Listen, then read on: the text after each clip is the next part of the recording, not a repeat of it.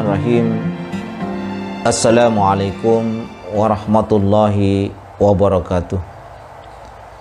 Innal hamdalillah nahmaduhu wa nasta'inuhu wa nastaghfiruh wa na'udzu billahi min shururi anfusina wa min sayyiati a'malina.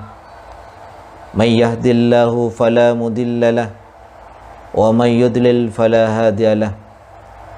Asyhadu an la ilaha illallah wahdahu la syarikalah wa asyhadu anna Muhammadan abduhu wa rasuluhu la nabiyya ba'dah. Saudara-saudara kaum muslimin yang dirahmati oleh Allah Subhanahu wa taala.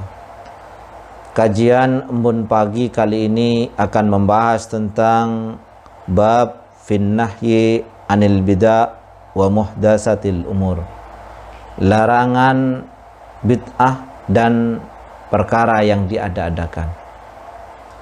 Saudara-saudara yang dirahmati oleh Allah Subhanahu wa taala. Allah Subhanahu wa taala telah menjelaskan perkara yang hak itu berbeda dengan perkara yang batil.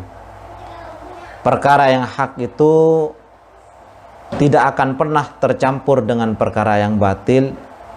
Dengan demikian pula perkara yang batil itu tidak akan pernah melebur di dalam perkara yang hak. Hal ini dinyatakan oleh Allah Subhanahu wa taala di dalam surat Yunus ayat 32. Allah Subhanahu wa taala berfirman, "Famadza ba'dal haqqi illa dhalal." Tidak ada yang hak itu kecuali ad-dhalal, kesesatan. Oleh karena itu saudara-saudara yang dirahmati oleh Allah Subhanahu wa taala, dalam setiap amal perbuatan kita hendaknya kita sesuaikan dengan ketentuan Allah dan Rasul-Nya. Karena manakala perbuatan kita tidak didasarkan kepada ketentuan Allah dan Rasul-Nya, maka amal kita menjadi amal yang tertolak, amal yang tidak berpahala. Sebagaimana yang disabdakan oleh Rasulullah sallallahu alaihi wasallam, "Man 'amila 'amalan laisa 'alaihi amruna fawraddun." Amalan apa saja yang dilakukan oleh seorang hamba yang tidak didasarkan kepadaku, kata Rasulullah, maka akan tertolak. Demikian pula Rasulullah sallallahu alaihi wasallam pernah menyatakan, "Fa inna khairal hadis kitabullah." Maka sesungguhnya sebaik-baik perkataan itu adalah perkataan yang berasal dari kitabullah. Wa khairal hadi hadi Muhammadin. Dan sebaik-baik petunjuk itu adalah petunjuk yang berasal dari Muhammad sallallahu alaihi wasallam. Wa syarrul umuri muhdatsatuha. Dan seburuk-buruk perkara adalah perkara yang diada-adakan. Wa kullu bid'atin dhalalah. Dan setiap perkara yang diada-adakan itu adalah sesat. Hanya saja saudara-saudara yang dirahmati oleh Allah, perkara yang baru atau kita kenal dengan istilah bid'ah itu masih ikhtilaf indal ulama, terjadi perbedaan di kalangan ulama. Ada sebagian ulama yang mengatakan bahwasanya bid'ah itu ada dua, ada bid'ah hasanah, ada bid'ah dhalalah. Ada bid'ah yang baik, ada bid'ah yang buruk. Bid'ah mahmudah, bid'ah madmumah. Bid'ah terpuji dan bid'ah tercela. Ulama ini diantaranya ada Imam Syafi'i, ada Imam Nawawi, ada Imam Ghazali. Beliau mendefinisikan bid'ah dalam hal ini adalah segala sesuatu yang tidak pernah dikerjakan di masa Rasulullah SAW. Definisi ini diperkuat dengan pernyataan Umar bin Khattab yang menyampaikan bahwasanya al-bid'atu hadhihi, sebaik-baik bid'ah ya ini, ketika menjelaskan tentang salat tarawih berjamaah. Demikian pula ada ulama yang menyatakan kullu bid'atin dhalalah, semua bid'ah itu sesat. Ulama ini diantaranya adalah Imam Ibnu Hajar Al-Asqalani atau Imam Ibnu Hajar Al-Haytami, kemudian juga Imam Ibnu Taimiyah. Beliau mendefinisikan bid'ah itu adalah segala amalan yang bertentangan dengan sunnah. Jadi semua amalan yang bertentangan dengan sunnah ya bid'ah. Kullu bid'atin dolalah. Saudara-saudara yang dirahmati oleh Allah Subhanahu wa ta'ala, kalau kita mencermati bid'ah itu, sebetulnya bid'ah itu berkaitan dengan perkara ibadah. Karena perkara ibadah itu banyak yang dirinci tata caranya atau torekohnya.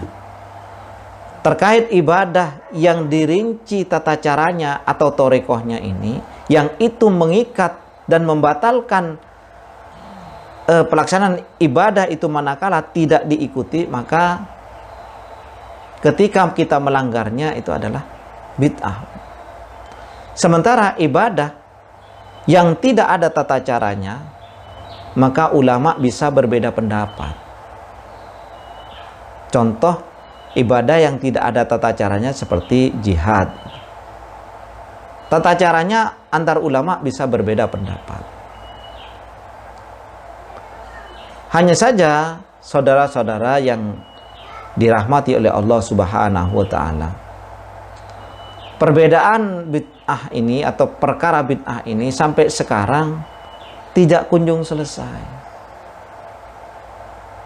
Masih ada perkara-perkara yang runcing, saling membenarkan, saling menyatakan paling benar di antara keduanya itu. Kenapa hal ini bisa terjadi? Karena ketika kita tidak memiliki imam, tidak memiliki khalifah, maka tidak ada seorang pun yang bisa menyelesaikan perselisihan terkait dalam persoalan agama ini. Namun seandainya di tengah-tengah kita hadir seorang khalifah, seorang imam, maka amrul imam yarfa'ul khilaf. Kebijakan imam itu akan menyelesaikan segala persoalan atau perselisihan di antara umat, termasuk ikhtilaf masalah bid'ah ini. Jadi khalifah nanti di dalam persoalan bid'ah ini nih akan mendudukkan bahwasanya ibadah itu asalkan itu merupakan ra'yul Islam, maka umat Islam bisa melaksanakan sekalipun berbeda di antara pandangan para ulama. Hanya saja ibadah yang kemudian itu terkait dengan kepentingan umat secara keseluruhan, kepentingan negara seperti jihad, maka khalifah akan mengatur nanti tata caranya. Oleh karena itu saudara-saudara, agar persoalan-persoalan ikhtilaf khususnya masalah bid'ah ini tidak semakin meruncing, maka jalan tengah yang bisa kita ambil adalah kita mengakui, menyadari bahwa pandangan kita adalah pandangan terkuat dan memaklumi pandangan saudara-saudara kita yang lain. Demikian pula pandangan saudara yang lain menyatakan dirinya kuat dan juga memaklumi pandangan saudara yang lain yang berbeda. Maka tidak akan timbul perpecahan di kalangan umat Islam. Oleh karena itu saudara-saudara yang dirahmati oleh Allah Subhanahu wa ta'ala, marilah kita saling memahami di dalam perbedaan memahami hukum-hukum Allah Subhanahu wa ta'ala. Intinya selama itu adalah ra'yul Islam dan ikhtilaf indal ulama, maka kita harus sama-sama memaklumi. Ihdinas siratal mustaqim, wabillahi taufiq wal hidayah.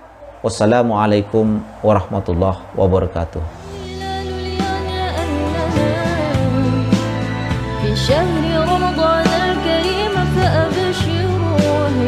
فهل من مذكر أي